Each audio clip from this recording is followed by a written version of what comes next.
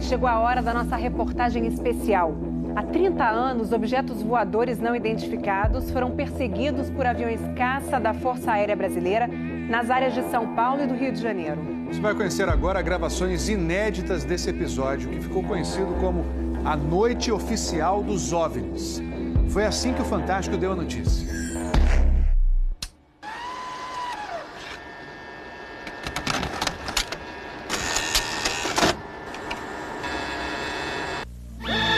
Esta semana, altas autoridades militares do Brasil admitiram publicamente pela primeira vez ter visto objetos voadores não identificados, os OVNIs. O próprio ministro da Aeronáutica, Brigadeiro Moreira Lima, deu a entrevista para informar que pilotos das bases de Santa Cruz, no Rio de Janeiro, e de Anápolis, em Goiás, chegaram até a perseguir e a ser perseguidos pelos objetos voadores não identificados na região de São José dos Campos, sobre o Vale do Paraíba, e trechos do estado do Rio de Janeiro. Eram 21 OVNIs, segundo os militares, que ficaram mais de 3 horas sobrevoando o território brasileiro na noite de segunda e madrugada de terça-feira. Toda vez que é detectado algum objeto não identificado, evidentemente há um processo bastante eficiente de verificar se foi alguma aeronave que está voando sem um plano de voo aprovado, etc. Mas quando se comprova que é algo diferente, as aeronaves então são acionadas. O que ocorreu foi que os radares detectaram vários objetos não identificados. Veja agora, minuto a minuto, o que aconteceu naquele 19 de maio. Às 8h30 da noite, um ponto luminoso é avistado pelo controlador de tráfego aéreo na torre do aeroporto de São José dos Campos, São Paulo. Um avião Xingu da Embraer se aproxima para pouso e o controlador pergunta ao comandante: "Você está vendo o ponto luminoso?" O Xingu confirma o avistamento, muda a rota e tenta se aproximar do OVNI. Quem estava no comando do avião era o coronel Osiris Silva, que voltava de Brasília depois de tomar posse como presidente da Petrobras. Eu vi um objeto luminoso no espaço, parecia um astro normal. Eu voei na direção dele e após 5, 6 minutos de voo, fiquei com a impressão de que ele começou a esmaecer, a perder a intensidade e o brilho. 9h14 da noite. O controle de radar de São Paulo registra sinais sem identificação. 9h20. O controle aéreo em Brasília confirma a presença de objetos voadores não identificados. 10h23.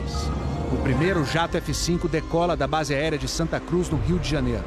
Ele carrega armamento de guerra pronto para ser acionado. 10h45. O radar da base aérea de Anápolis, em Goiás, detecta sinais no radar. Um Mirage também armado decola em busca dos OVNIs. 11h15 da noite.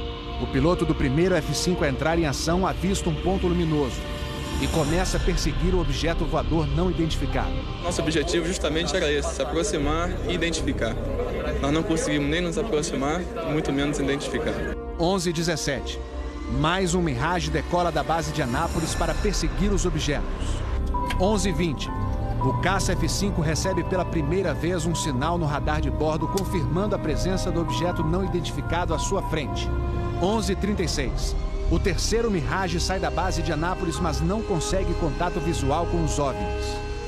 Naquela noite, 5 jatos da Força Aérea foram acionados e retornaram sem conseguir se aproximar dos objetos. Os radares do Sindacta em Brasília registraram um total de 21 sinais desconhecidos no céu do Brasil. O grande personagem dessa história foi o controlador de voo que estava na torre de São José dos Campos. O sargento Sérgio Mota da Silva, que aparece nessa foto tirada na Torre de São José poucos dias depois do incidente, foi quem deu o primeiro alerta sobre OVNIs. 30 anos depois, Sérgio, que hoje é controlador de voo civil, deu a primeira entrevista para uma TV. Ele preferiu não mostrar o rosto. Tem alguma coisa aqui no setor noroeste de São José? Um farolzinho por lá? Eu estou olhando bem, o bicho está parado. Nem sobe, nem desce, nem vai para a esquerda, nem para a direita. Está paradinho lá. Estou olhando, não é estrela não é um farol. A olho nu parecia um avião. Quando coloquei no binóculo para observar, é que eu vi que ele era extremamente cintilante, multicolorido. Tinha vermelho, azul, branco, lilás, um monte de cores, com uma certa predominância do laranja, mas ele era muito bonito. O controlador pediu ao avião Xingu para tentar avistar o objeto. Eu expliquei a ele onde estava o objeto, pedi a ele que se ele tivesse avistamento, ele me informasse. Permanece com ele à vista? Assim na cima. Assim, nós temos a ponta vista. Esse bem visível, poderia descrevê-lo? É uma estrela grande. Estrela grande e bem vermelha. Entendido, grande e bem vermelha. Controle de São Paulo será alertado. O controlador em São José dos Campos avisa ao controle São Paulo que o Xingu está perseguindo o OVNI. Positivo. Ele está perseguindo o troço. Está perseguindo o troço? Tá indo atrás. Sério, tá indo. Controle. Tá vendo? Próximo de São Paulo, já da região do radar, esse objeto simplesmente desapareceu do radar. O Xingu também perdeu contato visual com ele. O avião Xingu abandonou a perseguição e pousou em São José dos Campos. Pouco depois, o controlador da Torre de São José alertou o controle São Paulo. Outros OVNIs estavam aparecendo no céu. Estou vendo 3 agora. São 3 luzes. Mas parecem estrelas, mas o radar não pega estrelas. O que é isso? Você observa alguma mudança de cor, alguma coisa? Pode ser. Sai movimento, né? Rapaz, eu não sei. Pra mim, olha, aqui tá parecendo uma estrela, mas só que muda de cor bonita, rapaz. Tá vermelho, amarelo, branco. Tá dando um monte de coisa. Pô, tão barato isso aqui. Deve ter uns cacos por aqui já pelas fotos que eu tô fazendo aqui. Ainda bem que vocês estão vendo também, senão eu ia pensar que eu tô ficando doido. Pô, rapaz, tô arrepiado, meu irmão. Só 2 pontos brancos afastados mais baixos. Estão entrando no alinhamento da pista, além da cidade. Tem 2 altos aqui no alinhamento da pista e tem mais uns 2 ou 3 embaixo, do outro baixo agora. Continuam se movimentando. Coisa linda, meu irmão. Pô, tá ficando bom esse negócio, viu? Tá ficando bom. O controlador Sérgio Mota da Silva faz uma revelação surpreendente. Ele tentou fazer contato com os OVNIs usando as luzes de balizamento da pista de pouso. Se eu aumentava o brilho do balizamento das luzes do balizamento, aliás, eles se afastavam. E se eu diminuía a intensidade das luzes do balizamento, eles se aproximavam. Pareciam responder de modo inteligente aos sinais que eu fazia com as luzes da pista de pouso e decolagem. O controlador Sérgio fala com o controle aéreo em Brasília. Fala, Brasília. Brasília? Boa noite, bem-vindo ao Festival dos Discos Voadores. É uma loucura isso aqui, cara. Pô, os que eu pude ver mudavam de cor o tempo todo. Vermelho, amarelo, azul, lilás, aquele festival de cores. As ocorrências terminaram já perto do nascer do dia, lá pelas 4 e pouco, 5 horas da manhã. Os últimos objetos foram vistos. Como é que tá a situação aí? Pô, rapaz, isso aqui foi um festival. E agora, como é que tá? Agora não sei o que é mais não. Você não informa nada. Positivo. Mas você não viu nada, não sabe nada. Positivo. O Fantástico também teve acesso às gravações das conversas entre os pilotos e a defesa aérea. Um desses pilotos era o capitão Armindo de Souza Viriato. Veja agora como foi que ele perseguiu um OVNI, com armamento pronto para ser usado. Eu tenho contato. Confirma? Estou em contato. Prossiga nesse contato, caçador. 7. Caçador passando a Rojão. 7. Caçador passando a Rojão. No código dos pilotos, isso quer dizer que o caçador, o avião caça, entrou na situação Rojão. O míssil está pronto para disparar. Prossiga nesse contato. Bom, tem Judite agora. 7. Judite significa que o alvo está no radar. Ou seja, o piloto pode atirar se for autorizado pela defesa aérea. Mas neste momento, o alvo se afasta em alta velocidade.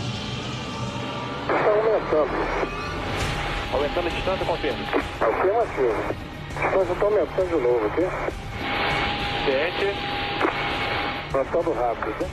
Comportamento muito estranho, ok? O capitão Viriato falou sobre a incrível velocidade dos OVNIs numa entrevista ao Fantástico. Essa aceleração, o radar de Brasília chegou a pegar na época de defesa aérea, deu aproximadamente Mach 15. Isso aí daria em torno de 15 mil km por hora. 15.000 quilômetros por hora é uma velocidade muito acima dos jatos mais rápidos do mundo, que chegam no máximo a 4.000 quilômetros por hora. Um documento confidencial do Comando de Defesa Aérea de junho de 1986 concluiu: os objetos produziram ecos nos radares do sistema de defesa e também nos jatos que perseguiram os OVNIs. Houve contato visual dos pilotos. Os objetos atingiram velocidades supersônicas e mostraram capacidade de acelerar e desacelerar de modo brusco. E a principal conclusão do relatório: os fenômenos são sólidos e refletem inteligência, pela capacidade de acompanhar e manter distância dos observadores, como também voar informação. Não foi possível identificar a origem dos objetos. Foram esses dois ufólogos, pesquisadores de OVNIs, que conseguiram no Arquivo Nacional em Brasília a liberação gratuita dessas gravações. O fenômeno OVNI é real, existe, e o governo sabe disso, as Forças Armadas sabem disso. Essa documentação sendo exposta para o público permite que as pessoas entendam que isso não é brincadeira. Não tem como a gente falar que seriam naves extraterrestres, né? Eram objetos voadores não identificados. Não podemos dar qual a procedência deles, qual a origem. É alguma coisa inexplicável do nosso ponto de vista tecnológico à época e mesmo ainda hoje. Brasília? Boa noite, bem-vindo ao Festival dos Discos Voadores.